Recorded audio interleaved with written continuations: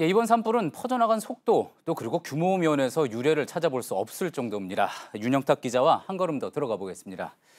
자, 윤 기자, 네. 어젯밤 그리고 오늘 이제 새벽까지 이제 같이 특보를 진행을 했습니다. 특보 진행하면서 이제 많은 피해 주민들하고 또 전화 통화를 했는데 바람이 폭포수처럼 쏟아졌다 이런 말까지 나올 정도로 바람의 위력이 대단했죠.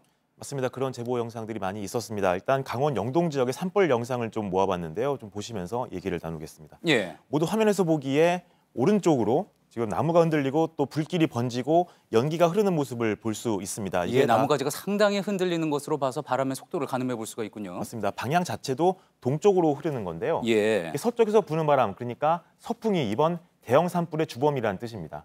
불이 시작된 강원 고성 미시령엔 어제 오후 순간적으로 초속 35m가 넘는 바람이 불었습니다. 쉬운 예로 설명을 드리면 경부고속도로의 최고 속도가 110km인데 예. 자동차의 지붕을 열고 또 앞유리를 떼고 달리는 것 같은 그런 위력이다 이렇게 볼 수 있습니다.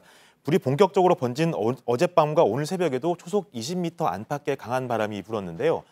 최근 영동 지역에서 일어난 때문에 불이 번진 속도가 시속 5km에 달했습니다. 예. 이게 느려 보일 수도 있겠지만 최근 영동 지역에서 일어난 대형 산불 중에 가장 빠른 겁니다. 예. 대응할 시간도 없이 빠르게 퍼지다 보니까 피해 지역도 넓어질 수밖에 없었습니다. 예.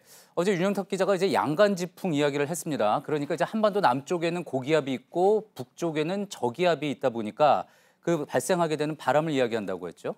네, 맞습니다. 제가 일단 설명을 드리기 위해서 그제부터 오늘까지 3일간의 일기도를 보면서 좀 설명을 드리겠습니다. 예. 이게 그제 4월 3일인데요. 지금 보시면 그제만 해도 고기압의 중심이 중국 베이징 쪽에 있다가 지금 어제 태풍급 바람이 불었던 어제 보시면 태풍의 고기압의 중심이 제주 먼바다 아래로 있는 볼 수 있습니다. 예. 저기압은 반시계 방향으로 돌고 고기압은 시계 방향으로 돌기 때문에 저 화살표처럼 서풍이 그야말로 물레방아가 도는 것처럼 한반도를 퍼나르고 있는 겁니다. 그렇군요. 네, 그런데 바람이 약해진 오늘 4월 5일자를 보시면 고기압은 태평양 쪽으로 또 저기압도 바다 위쪽으로 예. 빠지는 것을 볼 수 있습니다. 예, 4월 4일 현재 그러니까 고기압과 저기압이 한반도를 가까이 둘러싸고 있으면서 바람의 속도가 빨라졌다는 거군요. 네, 저 현상을 남고 북저 현상이라고 하고 저때 부는 바람이 아까 설명하셨던 양간지풍인데요. 예. 기압 배치가 흐트러지니까 오늘 오후에 바로 내륙 지역에 내려졌던 강풍특보는 모두 해제됐습니다. 예.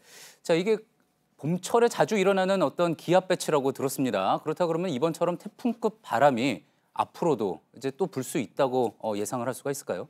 네, 기상청에 문의해 보니까요. 한마디로 답변이 왔는데 연 단위로 일어나는 현상이다 이렇게 설명이 왔습니다. 예. 그러니까 이렇게 센 바람은 이례적이란 건데요. 고기압과 저기압 모두 세력이 강한 상태로 한반도 아래 위에 딱 위치할 가능성이 그렇게 높지는 않다는 겁니다. 그렇다고 마음을 놓을 수는 없습니다. 왜냐하면 건조특보를 지도 표시해봤는데 이렇게 보시면 이번에 일어난 산불들, 대형 산불들이 모두 진하게 표시된 색깔이 건조경보를 뜻하는데요. 예. 건조경보 라인에 그려진 것을 볼 수 있습니다. 바짝 마른 땅엔 작은 불씨 또 세지 않은 바람으로도 큰 불로 번질 수 있기 때문에 늘 주의해야 합니다. 건조한 데다가 이제 바람까지 강하게 불었기 때문에 산불이 나기에는 너무나 위험한 상황이 이어지고 있다는 그런 이야기군요. 자, 정부가 강원 동해안 지역에 국가 재난 사태 선포를 했습니다. 자, 정부의 피해 지원은 그럼 이제 앞으로 어떻게 이루어지게 됩니까? 네, 일단 행안부는 재난사태 선포와 함께 특별교부세 40억 원을 긴급 지원하기로 했습니다. 이 예산은 불을 끄기 위한 인력과 장비 동원, 또 이재민 구호 등에 쓰이는데요. 시설 복구와 또 피해 주민의 생계비 지원 등은 특별 지원을 받으려면 특별 재난지역이 선포돼야 됩니다.